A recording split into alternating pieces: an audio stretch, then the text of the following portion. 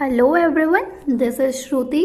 और आज की वीडियो में मैं आप लोगों के लिए एक टॉपिक लेकर आई हूँ, that is roles of managers. इससे पिछली वीडियो में हमने फंक्शंस पढ़े थे मैनेजर्स के, और आज हम डिस्कस करेंगे कि मैनेजर्स के रोल्स क्या हैं। तो चलिए वीडियो को स्टार्ट करते हैं। Roles of managers, okay.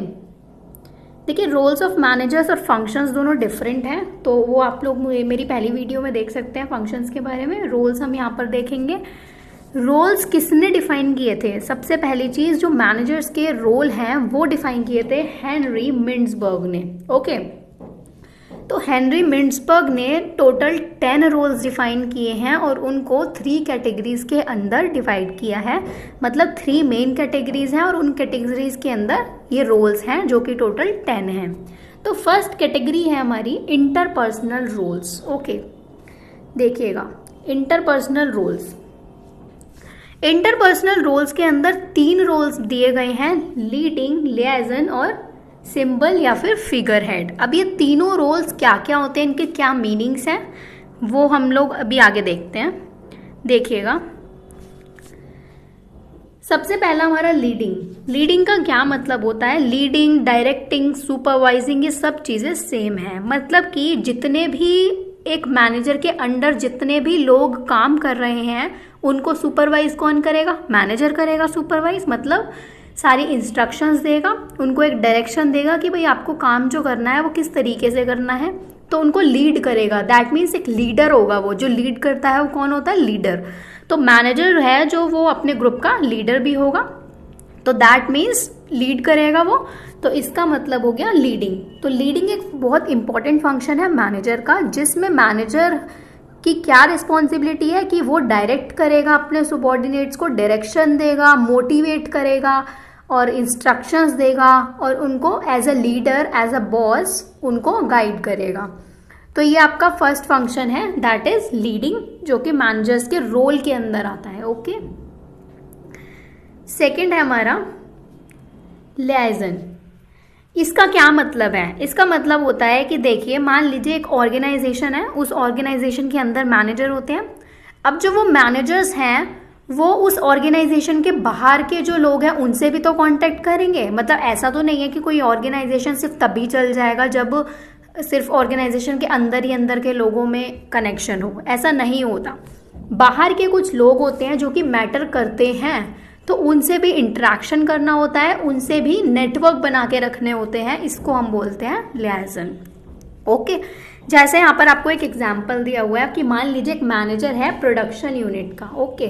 तो उनको कुछ रिलेशनशिप मेंटेन करनी है एक्सटर्नल मेंबर्स के साथ। अब वो एक्सटर्नल मेंबर्स कौन कौन से हो सकते हैं? बोर्ड हो सकता है, रेगुलेटरी अथॉरिटीज हो सकती हैं, गवर्नमेंट हो सकता है, क्योंकि गवर्नमेंट का इंटरवेंशन आपको पता ही है कि हर एक ऑर्गेनाइजेशन या हर एक फील्ड में होता ही होता है। तो उन लोगों से भी तो कनेक्शन बना के रखना पड़ेगा। पुलिस फोर्स हो गई, सिविल अथॉरिटीज, ये एक्सटर्नल अथॉरिटीज हैं आउटसाइड द ऑर्गेनाइजेशन, जिनसे कनेक्शन बना के रखना होता है, एक नेटवर्क सेट करके रखना होता है। तो इसको हम बोलते हैं लियाजन। ये किसका काम होता है? This is the role of managers. Managers का रोल है कि वो कनेक्शन बना के रखेंगे विद आउटसाइड द ऑर्गेनाइजेशन और विद द आउटसाइडर्स। इसी कैटेगरी के अंदर थर्ड है हमारा फिगर हेड, जो अभी हमने देखा था, या सिंबॉलिक हेड। हेड क्या होता है? जैसा कि आप देखते हैं, हेड कौन होता है? जैसे आप लोगों की फैमिली को अगर हम लेके चलें, तो आप लोगों की फैमिली में हेड कौन होगी? या तो आपके फादर होंगे या आपकी मदर होंगी, और अगर आपकी जॉइंट फैमिली है तो आपके ग्रैंड फादर्स, ठीक है, या ग्रैंड पेरेंट्स जो भी हैं वो उनके हेड होंगे। तो ये मैनेजर भी एक हेड की तरह काम करता है। मैनेजर का रोल क्या है? एज अ हेड खुद को रिप्रेजेंट करना किसी भी फर्म में, किसी भी यूनिट में या किसी भी डिपार्टमेंट में। जैसे कि आप जानते हैं कि हर एक फैमिली का हेड होता है, तो उसी तरह हर एक डिपार्टमेंट का भी हेड होता है और एक पूरे ऑर्गेनाइजेशन का भी हेड होता है। तो हेड बनना किसका काम है? मैनेजर का काम है। और ये क्या सिंबलाइज करता है, मतलब क्या रिप्रेजेंट करता है? The role of figurehead, because he or she has to perform a number of duties of legal and social nature. अब उसको हेड क्यों बनाया जाता है? बिकॉज वो बहुत सारे टास्क, बहुत सारी ड्यूटीज उसके अंडर होती हैं, अगर आप लीगली देखें तो भी और सोशली देखें तो भी। तो मैनेजर क्या है? एक सिंबॉलिक हेड भी है फर्म का या फिर ऑर्गेनाइजेशन का। क्लियर? नेक्स्ट है हमारा, नेक्स्ट कैटेगरी आती है इंफॉर्मेशनल रोल्स। सबसे पहले हमने पढ़ा इंटरपर्सनल रोल्स, उसके अंदर 3 रोल्स थे। सेकंड कैटेगरी है इंफॉर्मेशनल रोल्स और इसके अंदर भी 3 रोल्स हैं। फर्स्ट रोल है हमारा मॉनिटरिंग, सेकंड रोल है शेयरिंग इंफॉर्मेशन और थर्ड है स्पोक्स पर्सन। अब ये तीनों क्या होते हैं देखिएगा।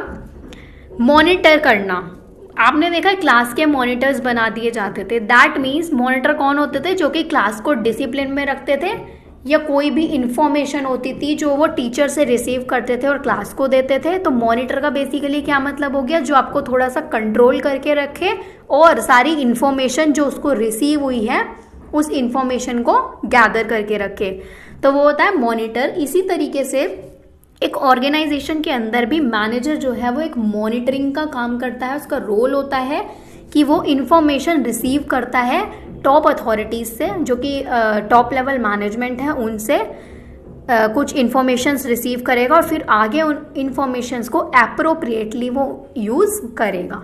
तो ये होता है मॉनिटरिंग। क्लियर? नेक्स्ट है अब हमारा इंफॉर्मेशन गैदर करने के बाद क्या होगा? इंफॉर्मेशन को शेयर किया जाएगा। ठीक है, तो शेयरिंग इंफॉर्मेशन कब होगी? जब आप पहले उसे इकट्ठा कर लेंगे इंफॉर्मेशन को। तो मॉनिटरिंग के बाद आता है शेयरिंग इंफॉर्मेशन। मैनेजर का काम है, मैनेजर का रोल है कि जो इंफॉर्मेशन उसको मिली है वो आगे इंटरनल एम्प्लॉयज को शेयर करे, उनके पास तक वो इंफॉर्मेशन पहुंचाए ताकि जो काम है वो बिल्कुल प्रॉपर एग्जीक्यूशन हो सके काम का। तो ये जो इन्फॉर्मेशन है ये किस किस चीज़ों के थ्रू पहुंचाई जा सकती है? मीटिंग्स के थ्रू, ईमेल्स के थ्रू, सर्कुलर्स के, नोटिस के और ऑफिस ऑर्डर्स। ये सारी फॉर्म्स हैं जिसमें एक मैनेजर इंफॉर्मेशन को शेयर कर सकता है with the internal employees for the proper execution of work. Clear? Next आता है स्पोक्स पर्सन। अब यहाँ पर स्पोक्स पर्सन क्यों कहा गया है? स्पोक्स पर्सन वो होता है जो बोलता है। ठीक है, अब मैनेजर का काम एक स्पोक्स पर्सन से क्यों रिलेट किया गया है? बिकॉज कई बार क्या होता है कि मैनेजर को सिर्फ इंटरनल एम्प्लॉयज को ही इंफॉर्मेशन शेयर नहीं करनी होती, बल्कि आउटसाइडर्स को भी इंफॉर्मेशन देनी होती है। उनके क्या प्लान्स हैं, क्या स्ट्रैटेजीज है या फ्यूचर डायरेक्शन क्या है, कंपनी के क्या पॉलिसीज चल रही हैं, ये सब कुछ उनको बाहर आउटसाइडर्स को भी इंफॉर्मेशन देनी होती है। तो ये इंफॉर्मेशन देता है, इसलिए इसको बोला गया है स्पोक्स पर्सन। तो रोल क्या है मैनेजर का यहाँ पर? Spokesperson. और ये इंफॉर्मेशन जो आउटसाइडर्स को दी जाती है, it may be through conference, meetings, board meetings और इंटरव्यूज। इन फॉर्म्स में आउटसाइडर्स को इंफॉर्मेशन प्रोवाइड कराई जाती है। क्लियर?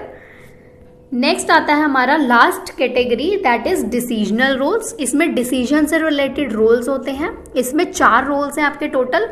फर्स्ट है taking initiative, second is handling disagreement, third is allocating resources and fourth is negotiating. ये चारों का मीनिंग क्या है?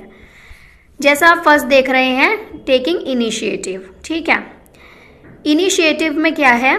इनिशिएटिव का मतलब क्या होता है? किसी भी चीज की स्टार्टिंग करना।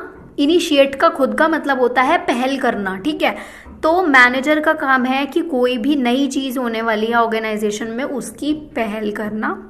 अगर मान लीजिए कोई पॉलिसी बनाई है टॉप लेवल मैनेजमेंट ने, तो उसको एग्जीक्यूट करने के बाद कौन देखेगा कि पॉलिसी ठीक से अप्लाई हो रही है या नहीं हो रही? मैनेजर देखेगा। तो मैनेजर वहां पर क्या है? एक इनिशिएटिव लेगा और फ्यूचर अपॉर्चुनिटीज को एनालाइज करता है मैनेजर इन इनिशिएटिव्स के थ्रू। तो इससे क्या होता है? मैनेजर को पता चलता है कि ऑर्गेनाइजेशन में क्या क्या अपॉर्चुनिटीज हैं, क्या क्या स्ट्रेंथ्स हैं और क्या क्या वीकनेसेस हैं। जो आपने स्वॉट एनालिसिस पढ़ा होगा ना, SWOT, that means strength, weakness, opportunities and threats, यानी रिस्क्स। ओके, तो ये सब कुछ कौन देखता है? सब कुछ एनालाइज करता है मैनेजर। इसलिए ये टेकिंग इनिशिएटिव का रोल भी मैनेजर्स का होता है। सेकंड है हमारा इस कैटेगरी के अंदर हैंडलिंग डिसएग्रीमेंट्स। अब जब कंपनी के अंदर या ऑर्गेनाइजेशन के अंदर कोई भी नई चीज बनती है, लाइक नए प्लान्स बन गए, नई स्ट्रैटेजीज बन गई या नई पॉलिसीज बन गई, तो बहुत से लोग ऐसे होते हैं जो उनसे एग्री नहीं करते, दैट मीन्स डिसएग्री करते हैं। तो उन सारे डिसएग्रीमेंट्स को हैंडल कौन करेगा? मैनेजर्स हैंडल करेंगे। तो हैंडल कौन करेगा? मैनेजर करेगा। तो कॉन्फ्लिक्ट्स हो जाते हैं उनके बीच में, लाइक कोई भी डिसएग्री कर रहा है कि नहीं भाई हम इस प्लान से, इस पॉलिसी से हम सहमत नहीं हैं, तो वहाँ पर कॉन्फ्लिक्ट्स अराइज होंगे और उन कॉन्फ्लिक्ट्स को भी कौन सेटअप करेगा? मैनेजर। तो इसलिए हैंडलिंग डिसएग्रीमेंट्स ये भी एक रोल है मैनेजर का। Next is allocating resources. अब हर चीज़ के लिए लाइक डिफरेंट डिपार्टमेंट्स होते हैं एक ऑर्गेनाइजेशन के अंदर, production department, sales department, HRM department, ठीक है, डिफरेंट डिपार्टमेंट्स होते हैं। उन सबके लिए रिसोर्सेज की ज़रूरत होती है। हर एक ऑर्गेनाइजेशन में बहुत सारे रिसोर्सेज चाहिए होते हैं, तो उन रिसोर्सेज को कौन इकट्ठा करवाएगा? लाइक मैनेजर इकट्ठा करवाएगा। कैसे? जो बजट प्रिपेयर करेगा कि भाई कितने हमें रिसोर्सेज चाहिए, कितने हमारे पास अवेलेबल हैं, कितने हमें और ख़रीदने हैं, कितना एक्सपेंडिचर होना है, ये सब कुछ कौन देखेगा? मैनेजर देखेगा। तो ये भी एक रोल है मैनेजर का, that is allocating resources. The last one is negotiating. Negotiating भी एक रोल है मैनेजर्स का। नेगोशिएटिंग का मतलब होता है कि जब बहुत सारे लोग या कुछ लोग ऑर्गेनाइजेशन के अंदर डिसएग्री करते हैं किसी भी चीज़ से, तो उनके साथ बातचीत की जाती है उसी मैटर पर। तो मैनेजर का काम है कि उन सारे एम्प्लॉयज़ को जो कि डिसएग्री कर रहे हैं उनको एक साथ बिठाना, एक मीटिंग कंडक्ट करना और उनके राइट्स, बेनिफिट्स और रेवेन्यूज शेयर करना, इन सारे टॉपिक्स पर उनसे बातचीत करना और उनको कन्विंस करना कि जो रूल बने हैं, रेगुलेशंस बने हैं, स्ट्रैटेजीज या पॉलिसीज बनी हैं, they are beneficial for all the employees. तो तभी तो ऑर्गेनाइजेशन में एम्प्लॉयज़ को थोड़ा भरोसा होगा ना कि भाई हाँ ये हमारे लिए अच्छा है। तो नेगोशिएटिंग का बेसिकली यही मतलब है कि एम्प्लॉयज़ से उन मैटर्स पर बातचीत करना जिनसे वो डिसएग्री करते हैं। तो इन सारी एक्टिविटीज़ में मैनेजर एक बहुत इंपॉर्टेंट रोल प्ले करता है। ये थे हमारे total 10 roles under 3 main categories. Okay, तो ये था आज का वीडियो रोल्स ऑफ मैनेजर्स पर। आई होप सभी को क्लियर हो गया होगा ये टॉपिक। तो ज़्यादा से ज़्यादा वीडियो को शेयर कीजिएगा और चैनल को सब्सक्राइब कीजिएगा अगर आप चैनल पर नए हैं तो। Thank you so much.